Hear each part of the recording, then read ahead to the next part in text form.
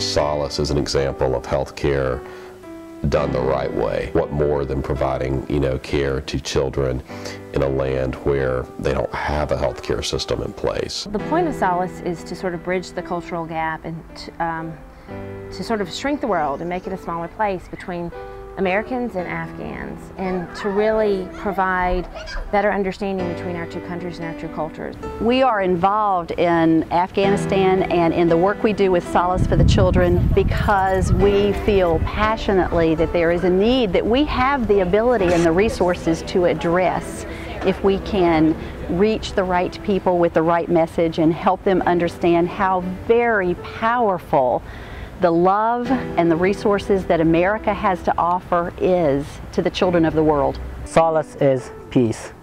Solace supports the children. Solace saves the lives of those children who are in need. Solace cleans the salts from the wounds of those children who are right now in Afghanistan and nobody helps them.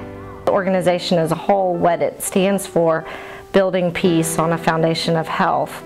So they're trying to bring these children over, provide health care to them that is not available to them back home, and hopefully with that at the same time build peace between Americans and Afghans, Americans and Muslims, and between and among Afghans. $3,000 per child. It actually costs about $3,500, but each branch is responsible for $3,000 worth to buy a plane ticket, get each child an ID, a passport, and a visa to bring them here, and pay for an interpreter to come with them. The purpose of Solace is to send the children back with a better understanding of America, of peace, and obviously send them back much healthier. We want there not to be a child in this world that has to hear the word no when their family sees that there is a health need for that child. It's a chance for us as Americans to promote peace in a way that is different from being there from our troops being there necessarily, from the war that's going on. It's a different way for us to promote peace. It's also a way to change, absolutely and completely change the life of a child. By bringing these children here, by them experiencing peace, by them returning to Afghanistan, and everyone knowing that they were in America, that they received medical care, that they were loved, we hope the people of Afghanistan will gain a better understanding of America.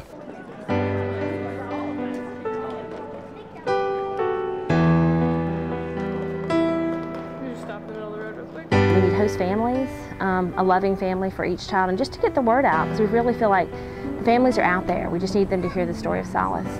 It takes a special person to be a host family. I mean, you're opening up your home to a complete stranger, but a child who needs a home for 6 weeks, and you're sharing your life with them and bringing them into your family as if they're your own, but at the same time knowing that you're going to have to give them back and that you'll probably never see them again. I watch that family's heart melt, and I watch the way they now relate to the world itself change because of a very personal relationship they've had with a child.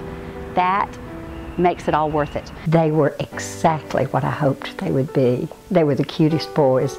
In fact, we had had pictures of them prior, and I was just in love with them by the time they got here.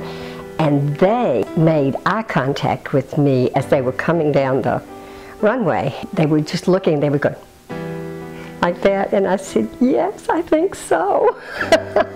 They were so cute. The children give us so much more than we give them, and I don't think they realize that, but I think we definitely benefited the most, without a doubt. We love you, and we will always love you.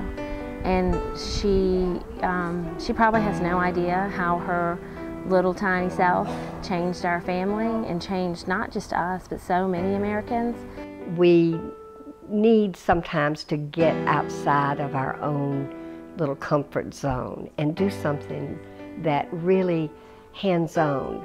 I haven't been able in my life to do much of that, and this opportunity came at the right time in my life.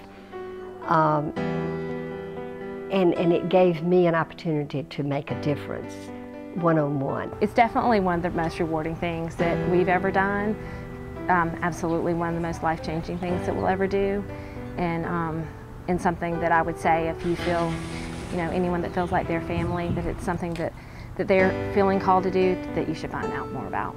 You come away with a greater understanding of a different country, a different culture, a different people, and you're giving children from that country a little bit of health care, a lot of love, and just some time away from a warring country that is all they've ever known. A little something you can give a child that will change their life.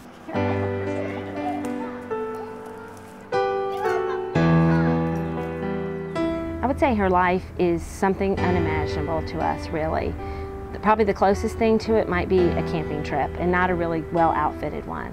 The tribe she's from, those people, her family is sort of nomadic. They live off the land, they are sustenance farmers. For Rosa, when she came to us, I think that she was around 9 years old, and she did all of the cooking, all of the cleaning, all of the laundry, everything for her family. Her mother died when she was young, and she was basically the one taking care of her father and other people in her family. She has a very loving father in Afghanistan. So, for all children, just the love of a parent, the love of someone who's caring for you is really the most important things.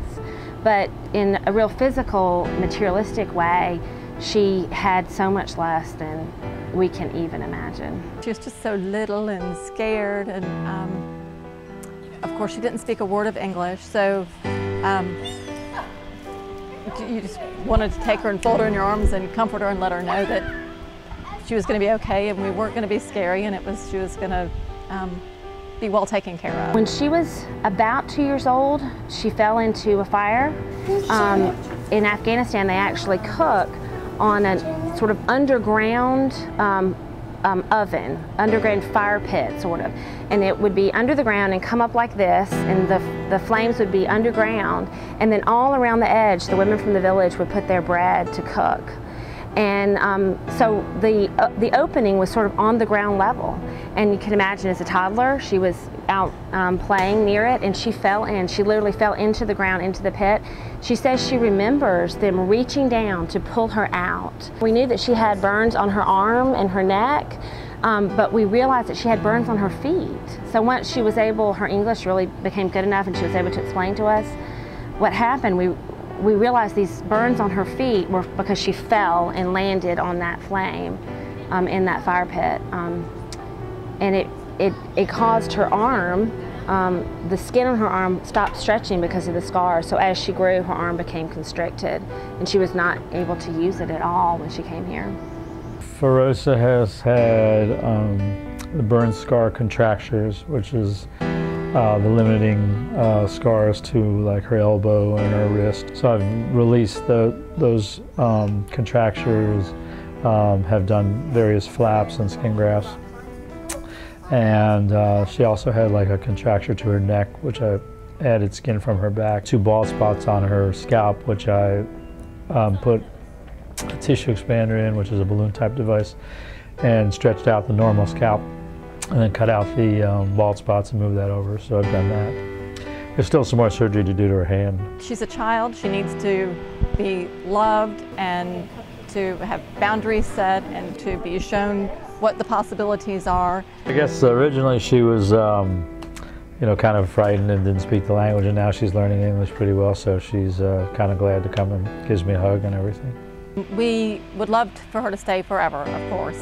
If she does have to go back at some point, my job is to make her as prepared as she can be for when she goes home. To teach her how to read and write, because it makes her more valuable and gives her a better place in society, especially as a woman in Afghanistan. She's little American girl now. No, she was very shy and afraid, and now she's likes coming in here and wants to get improved with the surgeries and is willing to undergo whatever it takes. I think just sharing our love and having our love returned, and seeing how much she has grown and thrived and learned and just watching her blossom over the last 10 months she's been with us now.